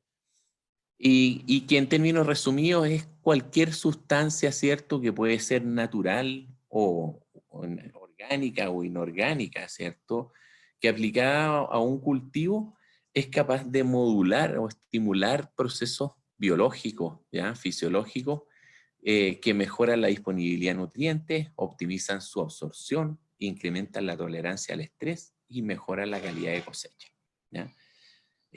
Por lo tanto, aquí estamos dentro de un grupo muy grande de productos en que además pueden existir combinaciones entre ellos.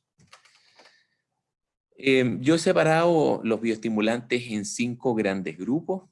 El primer grupo son los extractos de algas, que en términos resumidos, ¿cierto?, son potenciadores naturales del metabolismo. Un segundo grupo son los aminoácidos, que fundamentalmente se aplican como ahorro de energía, ¿ya? Y eso les permite, ¿cierto?, a las plantas salir de situaciones de estrés. Y también dentro de este grupo hay formulaciones con aminoácidos específicos, ¿cierto?, que pueden ser ya sea como un enraizador, ¿cierto?, o algunos otros orientados para el crecimiento de frutas. Un tercer grupo están las fitohormonas, ¿ya?, que son potenciadores químicos del metabolismo, son de alto impacto, son de un efecto muy rápido, muy violento, y que requieren bastante más cuidado que los dos grupos anteriores, porque en altas dosis pueden actuar como un herbicida, ¿ya? De hecho, existen herbicidas, ¿cierto?, en base a auxinas, ¿ya? En que en alta dosis son un herbicida, pero en muy baja dosis pueden ser un potenciador químico, ¿cierto?, a actuar como un bioestimulante, ¿ya? Un cuarto grupo que está muy de moda hoy día son los microorganismos, ¿ya? Que pueden ser microorganismos propiamente tales, como las micorrizas, ¿cierto? Algunas bacterias. Y los que están empezando a estar muy de moda son exudados de estos microorganismos, ¿cierto? Que son sustancias naturales que tienen efectos hormonales, ¿ya? Llamados también prebióticos, ¿ya? Y que todavía están en fases de desarrollo, ¿ya? No existen muchas marcas de ellos, pero sí se están haciendo bastante de moda, especialmente en Europa, ¿ya? En el caso de las micorrizas es un hongo. Y como último grupo están los ácidos húmicos, ácidos fúlvicos y combinación de ellas, ya sea en formatos polvo soluble, en formatos granulares para aplicación directa al suelo y en productos líquidos, ¿cierto?, para aplicación por fertirriego. ¿Cuáles son los beneficios de aplicar bioestimulantes? Principalmente, en el caso de los aminoácidos, incrementar la tolerancia para resistir, ¿cierto?, y superar situaciones de estrés. En el caso de las algas, facilitar la asimilación de nutrientes, translocación y uso, ¿ya? Dentro de las algas también hay ciertos grupos que tienen un efecto importante para superar situaciones de estrés también, al igual que los aminoácidos. Existen combinaciones de estos, ¿no? Hay productos que tienen algas y aminoácidos en su composición, los hacen ser más versátiles, ¿cierto? Un segundo, vamos a esperar que pase la ambulancia.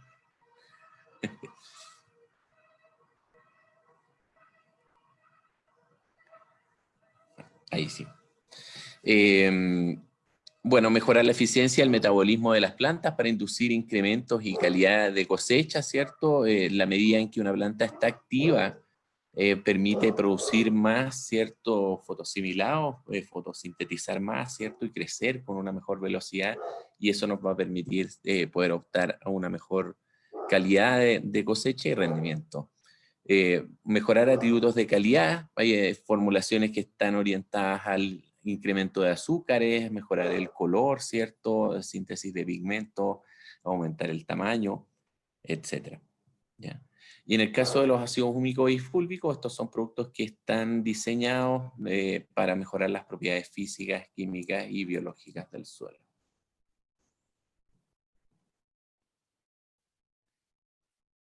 Vamos a pasar al primer grupo de productos, que estos son los extractos de algas. Ya estos extractos de algas comenzaron a utilizarse en la década de los 50. Existen más o menos 10.000 especies de algas, 2.000 especies de algas café, ¿cierto?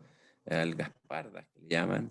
Hay más de 7.000 especies de algas rojas y 1.800 especies de algas verdes. ¿Ya? Por mencionar algunas especies, está Ascophyllum, el Ascophyllum nosum, que es la más importante, ¿cierto? Y es la que más se comercializa a nivel mundial. Sin embargo, hay otras especies que también se comercializan, como Macrocystis, Eclonia, Sargassum, Laminaria, Turbilea, Fucus, etc. ¿Ya? Ahora, dentro de los extractos de algas, lo importante, ¿cierto?, va a ser de qué especie se produce esta formulación, de la zona de extracción, la época de cosecha, la parte del alga utilizada, si fue utilizada alga fresca o alga seca, el método de extracción, si es una extracción alcalina o una extracción directa, ¿cierto?, por presión, ¿ya? Si es con temperatura o sin temperatura, y evidentemente la calidad de la formulación, si es que acaso lleva ayudante, ¿cierto?, emulsificante, estabilizante, si es que acaso se le añaden microelementos. Por lo tanto, lo que yo quiero decir es que no basta con saber que un producto es formulado por una especie de alga en particular, sino que el cómo se hizo esa formulación, ¿cierto? En base a la materia prima y a las sustancias y procesos involucrados, van a ser el producto de gran nivel, ¿cierto? O de un nivel más bajo. Si hablamos de Ascophyllum nodosum, esta es la especie más investigada y la más comercializada para uso agrícola a nivel mundial. Ya existen más de 2.500 artículos científicos que avalan la eficacia, ¿cierto?, de este tipo de formulaciones. ¿Ya? Es de uso muy masivo, muy creciente, ¿ya? Y es porque genera efectos positivos, ¿cierto?, efectos hormonales, nutricionales, antiestrés y también sanitarios en términos de inducción de resistencia. ¿Ya? Estos extractos de algas contienen una serie de sustancias, ¿cierto?, como las betaínas, manitol, polifenoles, laminarias, fucanos, ¿cierto?, que son sustancias que el alga, al crecer bajo situaciones de estrés, ¿ya? Esta es una alga que crece en muy pocas zonas, ¿cierto? Crece en la costa canadiense, en Noruega y en Irlanda solamente, ¿ya? Y en estas costas se caracterizan por dar una condición bastante hostil al alga en su crecimiento, que la obligan a producir naturalmente muchas sustancias como una reacción de estrés, ¿ya? Esta especie de alga crece en momentos de baja marea, alta marea, ¿cierto? Y con altas y bajas temperaturas dependiendo de la época del año, ¿ya? Y como les decía, esta particularidad de crecimiento hace que produzca, ¿cierto?, y acumule en gran concentración estas sustancias que nosotros al extraerlas, ¿cierto?, las aprovechamos en una formulación, ¿ya? Bueno, y ahí están un poco las funciones de cada uno de estos grupos, ¿ya? Porque no, en el caso de las betaínas, por ejemplo, son muchas betaínas las que se producen, ¿ya? Que, bueno, el efecto de la planta de las betaínas, como dicen, es un soluto que alivia el estrés osmótico, ¿cierto?, por salinidad. En el caso del manitol, confiere flexibilidad y adaptación a fenómenos de estrés, tiene un gran efecto bioestimulante y también tiene un efecto complejante, ¿ya?, de nutrientes cuando este extracto de algas se acompaña de nutrientes, ¿ya? En el caso de los polifenoles son de alto poder antioxidante, por lo tanto, cuando una planta puede estar sometida a una alta radiación, alta temperatura, la planta es capaz de equilibrar su crecimiento y no perder el ritmo de brotación, ¿cierto?, de elongación y de división celular, ¿ya? En el caso de las laminarias, estimulan la síntesis de fitoalexina, ¿ya? Tienen un efecto antifúngico. En los últimos 5 años hay muchas publicaciones, ¿ya?, de los extractos de algas como inductor de resistencia, ¿cierto?, como una especie de fungicida preventivo, ¿ya? No quiere decir de que reemplace las aplicaciones de fungicidas, pero sí al combinarse con fungicidas se ha visto de que potencia el efecto, incluso permite espaciar un poco más los tratamientos, ¿ya? Y en el caso de los fucanos, tiene un papel importante en la respuesta del estrés biótico, ¿cierto? También con un efecto licitor en el metabolismo, ¿ya? Y producen también sustancias de respuesta a los mismos, ¿ya? Por lo tanto, junto con las laminarias, son compuestos que tienen un efecto de inducción de resistencia, ¿ya? Entonces, estos extractos de algas de Ascophyllum promueven el desarrollo del cultivo, optimizando la expresión de genes ante condiciones de climas adversos. De hecho, hasta no hace mucho tiempo se hablaba de que lo más importante de un extracto de algas de Ascophyllum nodosum es su contenido hormonal. Yo sigo manteniendo eso, ¿ya? De hecho, es una serie de hormonas, muchos tipos de fitohormonas naturales que están presentes, auxinas, gibrelinas y citoquininas, ¿cierto?, naturales, ¿ya?, en que su conjunto estimulan la planta, ¿cierto?, para que lleven un desarrollo óptimo. Sin embargo, se ha visto en el último tiempo en que lo más importante de este tipo de productos es que generan una expresión de genes, ¿ya?, y que hacen que la planta crezca mejor, ¿cierto?, y se fortalezca ante situaciones de estrés, ¿ya? Bueno, estos extractos también como les decía, incrementan la actividad fotosintética, tienen funciones estructurales, metabólicas y de transporte, antioxidante y antiestresante. Al activar el metabolismo, si nosotros acompañamos un fungicida o insecticida sistémico junto con un buen extracto de Ascophyllum noosum, la sistemia de este pesticida se mejora y por lo tanto el tratamiento también es mucho más eficaz.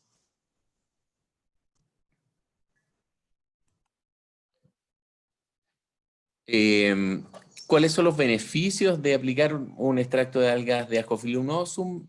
Bueno, incentivan a la planta a producir sus propias hormonas, ya que estas fitohormonas naturales que contienen son arrancadores, ¿cierto?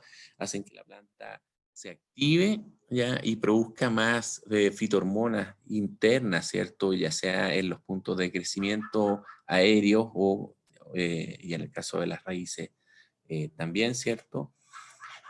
Contribuyen a la absorción y translocación de nutrientes presentes en el suelo. Una planta más activa va a absorber mejor el agua, ¿cierto? Y los nutrientes y el transporte de los mismos a través del floema, ¿ya?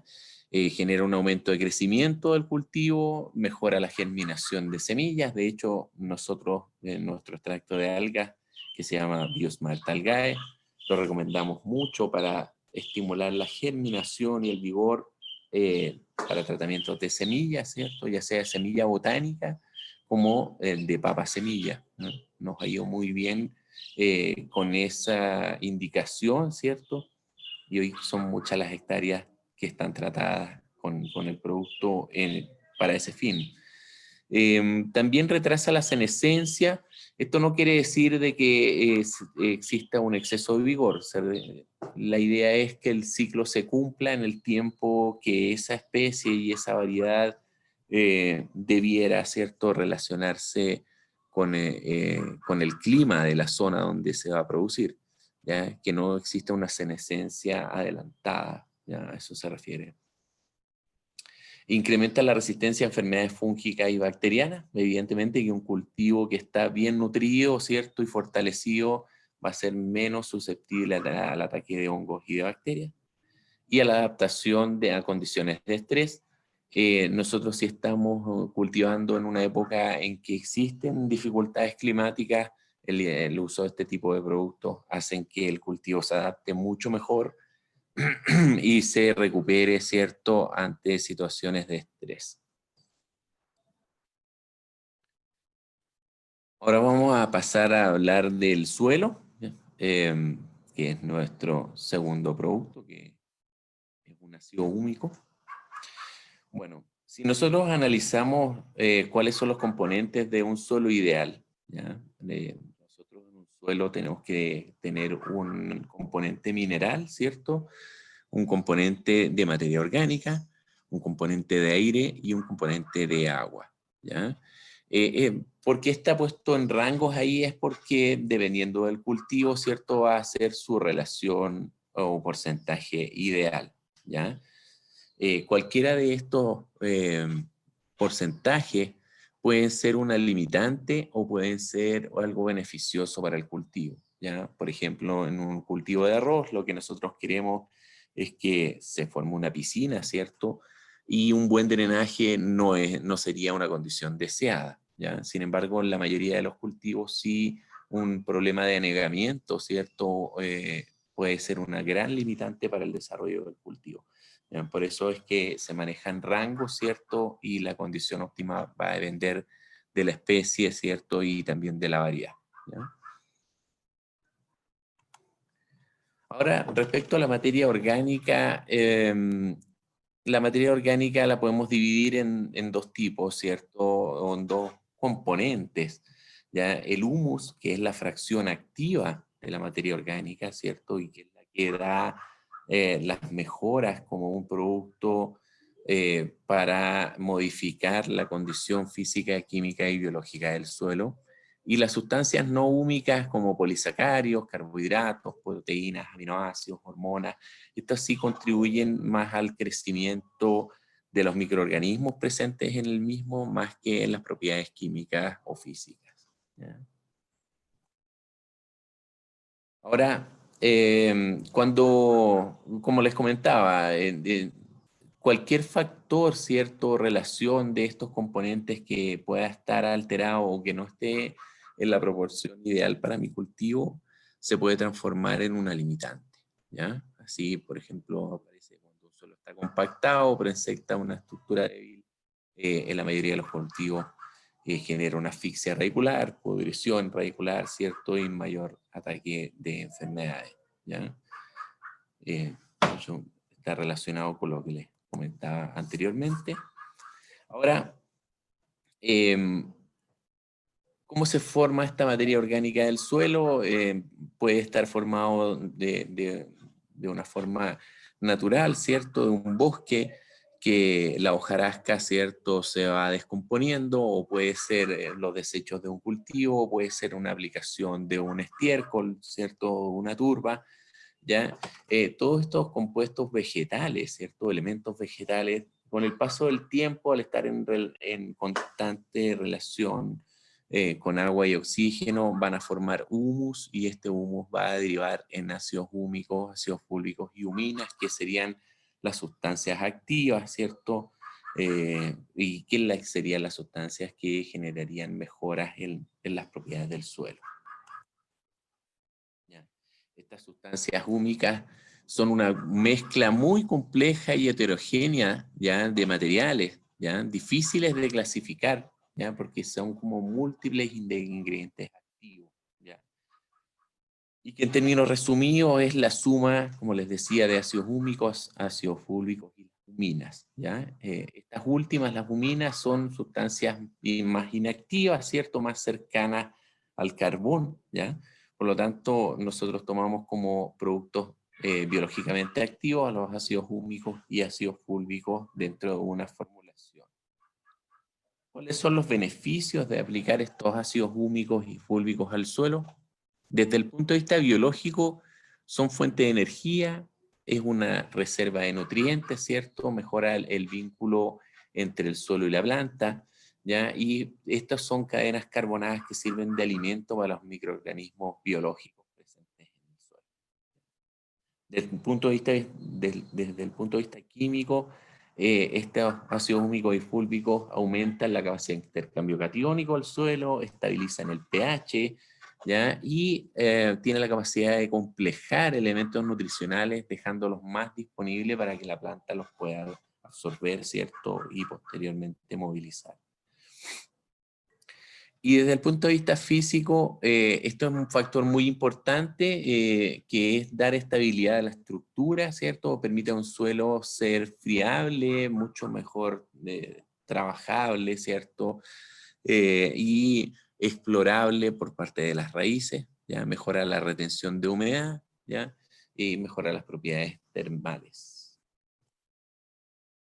Desde el punto de vista estructural, yo siempre explico estos ácidos húmicos y fúlvicos como un componente importante, ¿ya? Que podemos ejemplificarlo en un muro, ¿ya? Un muro de ladrillo, donde cada ladrillo serían las partículas de arcilla, el cemento que une estos ladrillos sería el calcio, ¿ya?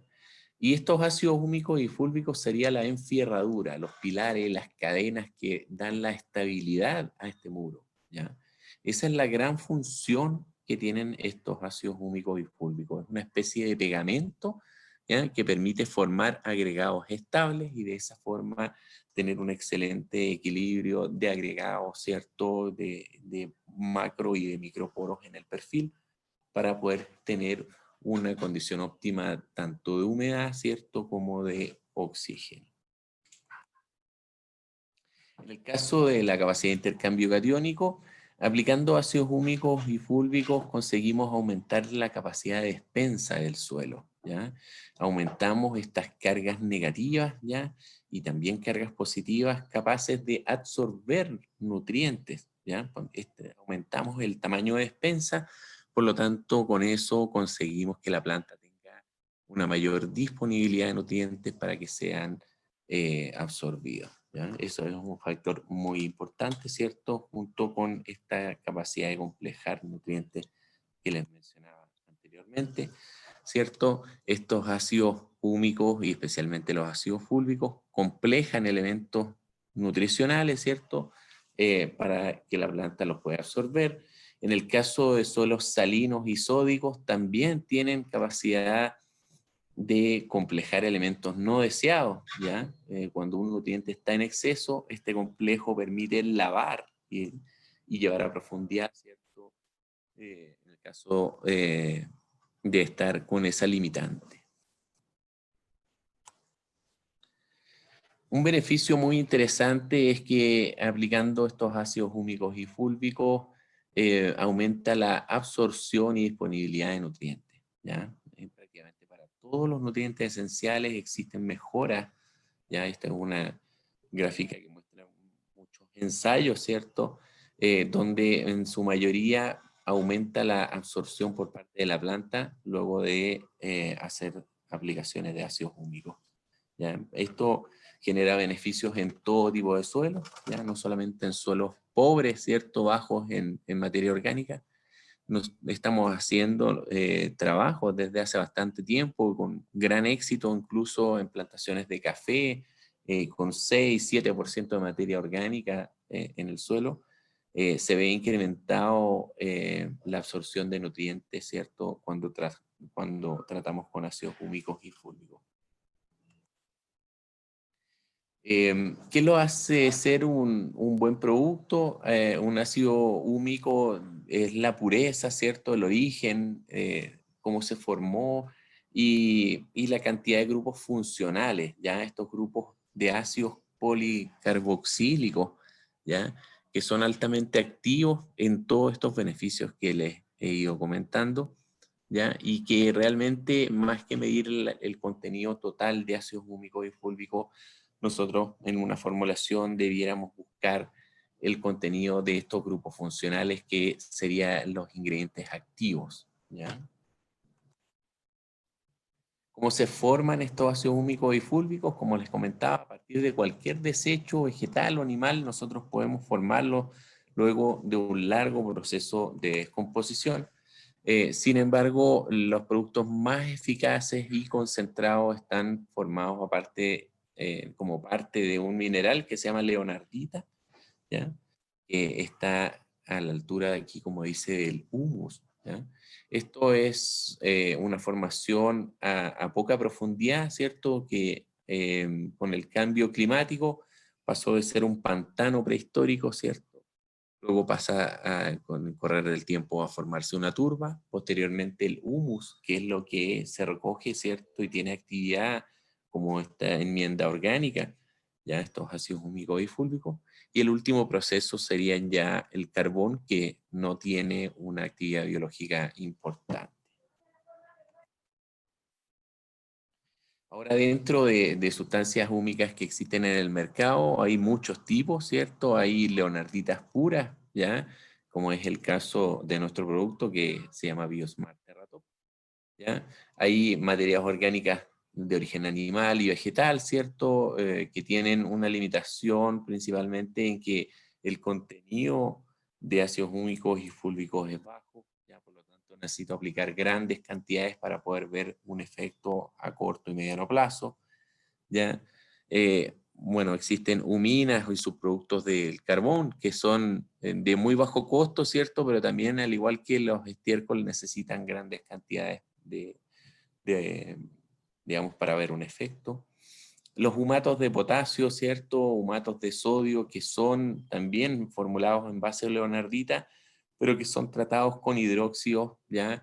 Se pierden algunas propiedades, digamos, de estos grupos funcionales, ¿ya? Son de más rápida solubilidad, pero de menor actividad que la leonardita pura, ¿ya? Y finalmente los lignosulfonatos, ¿cierto? Que son ácidos carboxílicos más relacionados a los fúlvicos, cadenas más cortas, ¿cierto? Que tienen un impacto muy a corto plazo, ¿ya? Y que sí es interesante como un activador de la microbiología del suelo.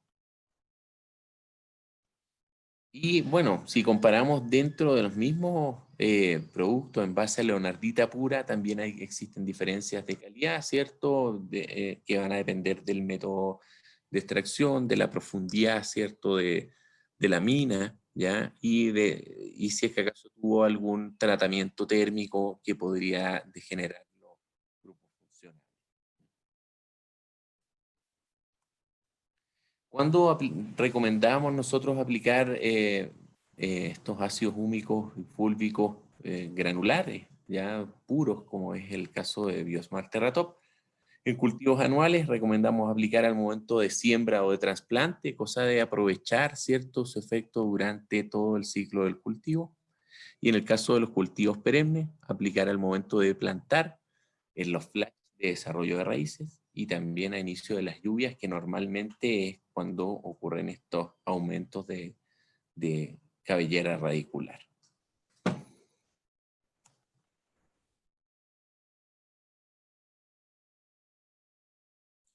Bueno, muchas gracias, Jorge, por esta explicación que nos has dado. Es un tema bastante interesante. Y pues como podemos darnos cuenta, en principio, el tema de bioestimulantes se establece ya que es necesario conocer muchos factores que puedan influir en el desempeño de los cultivos, ¿verdad? Es por ello importante que debemos de conocer muy bien los tipos de nutrientes que vamos a necesitar al momento de seleccionar el cultivo y así pues poder propagar todas o hacer una mejor producción de lo que nosotros estamos estableciendo, ¿no? Lo otro es que el tema de bioestimulantes en general lo que busca es una mejora continua, es una producción agrícola mejorada.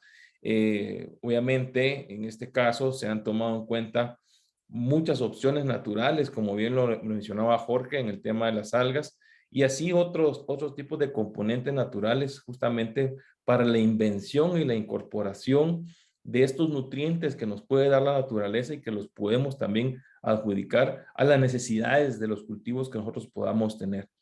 Eh, las formulaciones al final, en el caso de los bioestimulantes, como la pregunta que está por acá, en donde nos indica que qué pasa si la dosis recomendada de un bioestimulante fuera mayor que en efecto que se pueda tener, ¿verdad? Entonces, o en caso que se llegara a aplicar más de la dosis recomendada, bueno, en definitiva, en el caso de los bioestimulantes, no se establece como una sobredosificación aún, ¿verdad? Porque obviamente son componentes naturales y donde pues la planta o el cultivo va a absorber lo que va a necesitar y el resto pues va a quedar pues en la tierra, ¿no? O en el objetivo que nosotros estemos aplicando, si es follaje, si es al suelo, si es a la raíz, etcétera, ¿verdad? Pero en realidad no debería existir una sobresaturación, por así decir, o exceso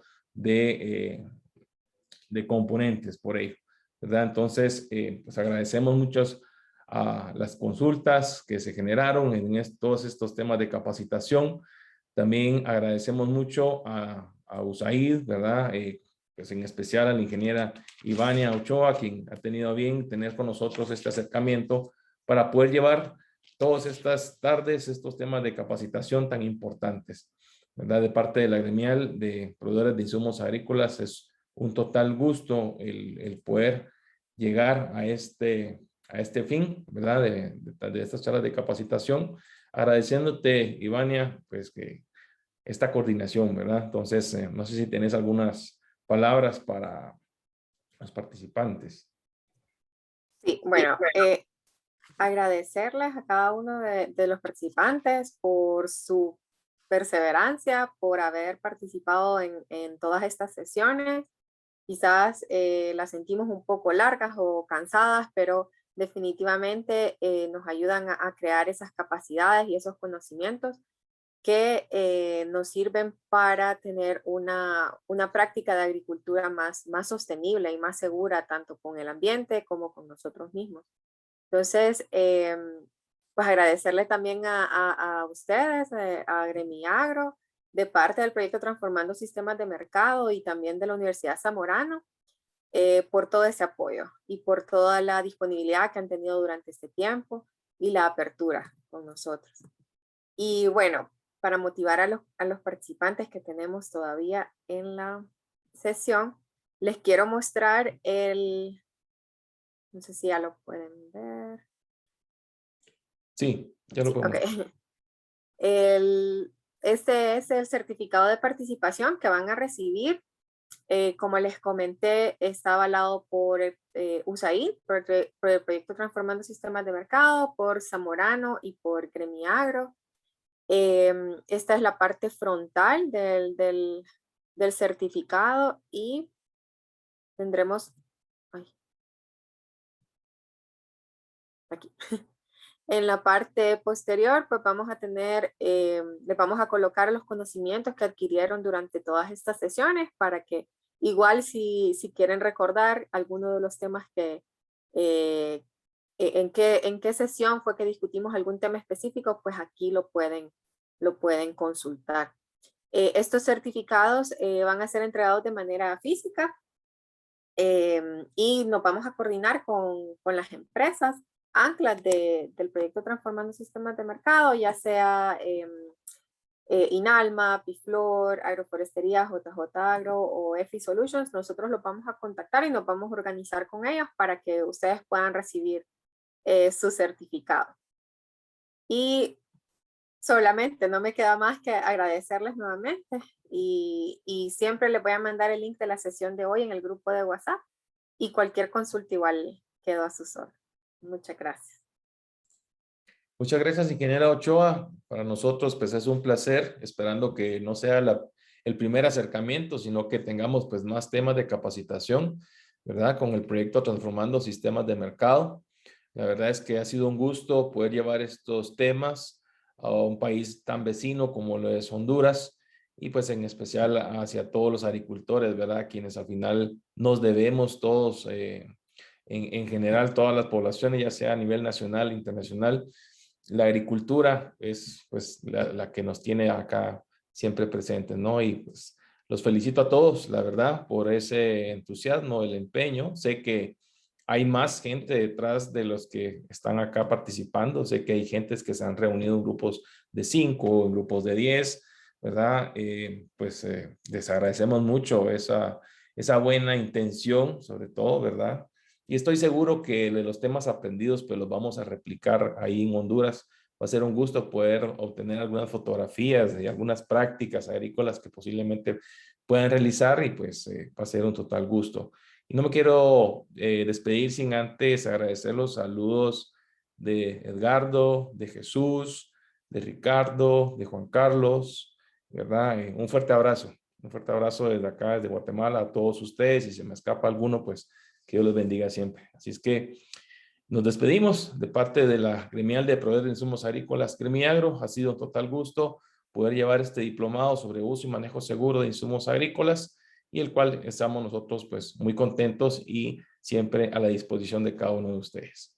Deseándoles lo mejor, nos vemos en una próxima oportunidad. Hasta pronto.